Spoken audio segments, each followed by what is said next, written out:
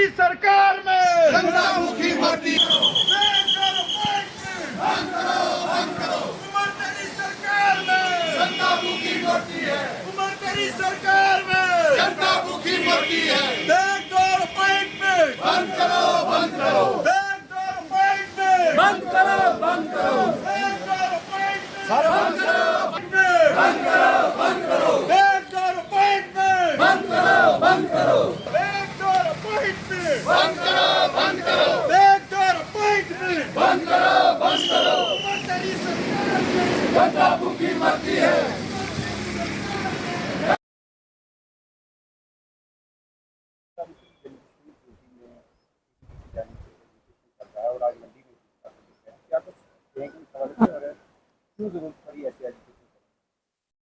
Sir, सबसे पहले हम आपके मीडिया वालों के शुक्रगुजार हैं कि आवाम की जितनी भी मुश्किलात हैं, चाहे छोटे हों चाहे बड़े हों, उसको हुकाम बाला तक पहुँचाकर उनकी मुश्किलात को अवाम बाला की मुश्किलात को बड़े बड़े अफसरों तक, हुकूमत तक पहुँचाना और उसका इजाला करना। आज का जो प्रोटेस्ट था PDP की तरफ से, वो इसकी ज़रूरत ये हमें पड़ी कि हुकूमत हाजा जो इस वक्त मौजूद हुकूमत है, उस हुकूमत ने अवाम से इसलिए उन्होंने वोट लिए थे कि अवाम की सहूलियत और फलाह व बहबूदी के लिए काम करे, बजाय इसके अवाम के लिए ये एक मुश्किलात खड़ी कर रहे हैं। इन्होंने बैकडोर एंट्री शुरू की हुई है। 70,000 डेली वीज़ा जो पहले से जम्मू कश्मीर के अंदर हैं, उनका परमानेंट का बार बार उनको झांसा दिया जाता है, उनको परमानेंट नहीं किया जाता। बावजूद इसके बैकडोर एजेंसियों को कहकर और लोगों को लगाया जाता है, जिसकी वजह से पढ़े लिखे नौजवान जो हैं वो वहीं पड़े रहते हैं, और जो अपने वाले ख़ास आदमी को लगाया जाता है। जो पढ़े लिखे नौजवान हैं, जिन्होंने पढ़ाई करके और MA BA PhD करके वो बैठे हुए हैं, बेचारे उनको जो है वो पता ही नहीं, वो रेडियाँ लगा रहे, वो जो है आज नशे के उसके अंदर जो है फंस रहे, उनकी तरफ ध्यान नहीं। और हुकूमत ने एक अपना जो है एक बैकडोर जो है एंट्री शुरू कर दी हुई है और लोगों को लगा रहे। इस वजह से हमें इसलिए हमने इसका पता लगाया कि जब नौजवानों को जो पढ़े लिखे उनको अगर लगाया जाए, तो हमारे गवर्नमेंट की तरफ से एक बाकायदा एक महकमे बने हुए हैं, जो महकमे जो है मेरिट के तौर से लगाते हैं। उनको जो है उनको पता ही नहीं, खबर ही नहीं, और ये लोग जो है मिनिस्टर लगा रहे हैं, और हर महकमे के अंदर लोगों को जो है बैकडोर एंट्री कर रहे हैं और लोगों के लिए परेशानी का सबब बना रहे। आज आपका क्या होगा, अगला कदम क्या होगा आपका? अगर LG साहब ने इस बैकडोर एंट्री पर रोक ना लगाई, उसकी तहकीकात ना की, और तहकीकात ना होने के बावजूद हमने फिर आगे देखना है कि आज इसके बाद हम जो है कोई बड़ा कदम उठाएंगे, जिसके बाद जो है हुकूमत ये ना कहे कि हमें पहले इतला नहीं दी। लिहाजा LG साहब से गुजारिश है कि जो भी बैकडोर एंट्री की हुई है, इनको ख़त्म किया जाए और उनके ऊपर जो है सख्त से सख्त कार्रवाई की जाए। और हम ये नहीं कहते कि उनको बैकडोर एंट्री के लोगों को क्यों लगा रहे, नौजवानों को क्यों लगा रहे। हम कहते हैं लगाओ, लेकिन तरीके से लगाओ, जिसका हक है उनको लगाओ। यह इसलिए आपका शुक्रिया।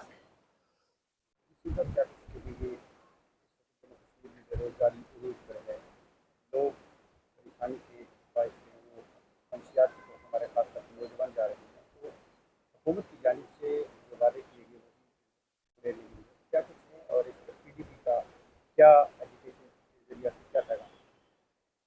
देखिए, जैसे कि हालात हैं हमारे जम्मू कश्मीर के अंदर, एक तो कितने सालों से हमारे जो पढ़े लिखे नौजवान थे वो बेरोज़गार हैं।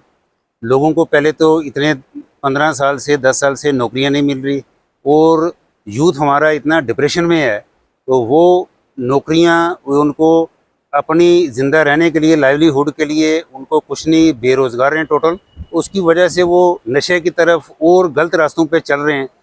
लेकिन आज जो हालात है, जो मौजूदा हुकूमत है नेशनल कॉन्फ्रेंस की, जैसा कि बहुत बड़ा स्कैम हमारे पार्टी प्रेसिडेंट महबूबा मुफ्ती साहब ने और हमारे सीनियर लीडर कश्मीर के अंदर जो ये हुकूमत कर रही है उसमें 20-25 हज़ार लोगों को इन्होंने बैकडोर एक तरीका बनाया जो इलीगल तरीका है।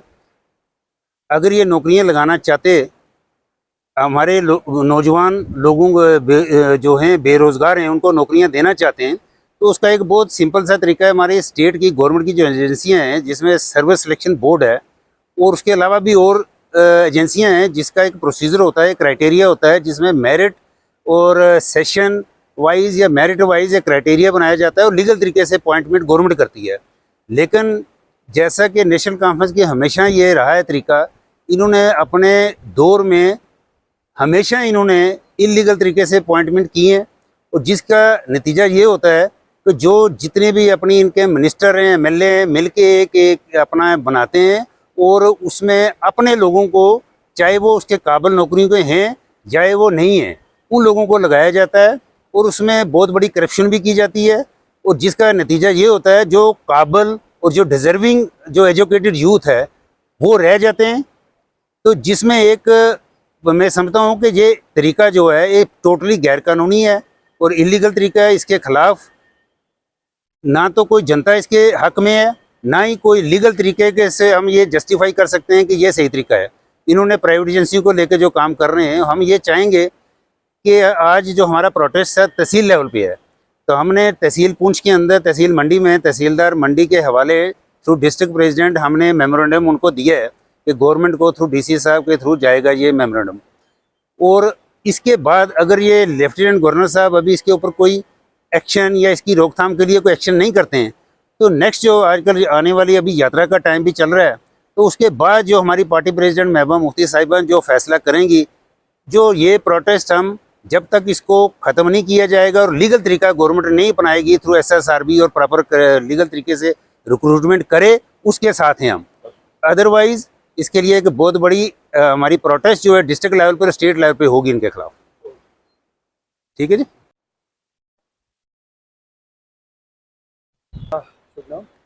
मैं कमलजीत सिंह PDP का एक कारकुन हूँ। मैं पुंछ से आया हूँ यहाँ पे PDP की तरफ से, PDP के ज़िला प्रेसिडेंट शमीम गनीश जी की तरफ से, जोनल सदर जहाँ कमलजीत सिंह जी और हमारे PDP के फाउंडर में गुरमीत सिंह के राजे की तरफ से यहाँ पे एक प्रोटेस्ट रखा गया था, जो कि नेशनल कॉन्फ्रेंस की तरफ से बैकडोर जो एंट्री हुई, इनलीगल एंट्री, जब नेशनल कॉन्फ्रेंस हुकूमत में आती है तब तक हमेशा भ्रष्टाचार बढ़ता है, तब तक हमेशा करप्शन बढ़ती है, तब तक हमेशा मिलिटेंसी बढ़ती है। ये PDP का जो प्रोटेस्ट था, ये एक छोटा सा प्रोटेस्ट था कि हमने मेमोरेंडम जो तहसीलदार साहब को देना था।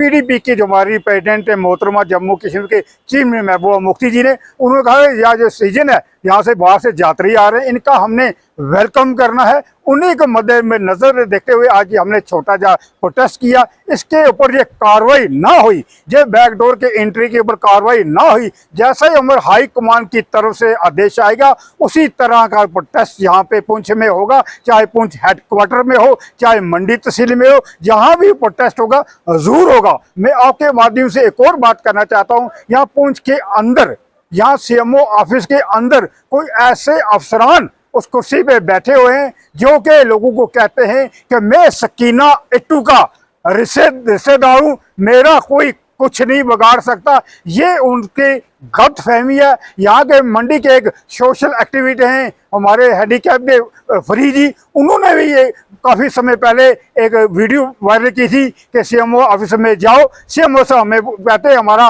कोई कुछ नहीं बिगाड़ सकता क्योंकि मैं सकीना इट्टू का रिश्तेदार हूँ। ये जब नेशनल काउंसिल की हुकूमत आती है, जब भी नेशनल काउंसिल चाहे कोई MLA हो, चाहे कोई मिनिस्टर हो, उनका कोई रिश्तेदार हो या कोई जान पहचान का हो, हमेशा ही अवाम को दाड़े मारता है, अवाम को दबाने की कोशिश करता है। अवाम दबने वाली नहीं है, इसके भी कार्रवाई होनी चाहिए। शुक्रिया।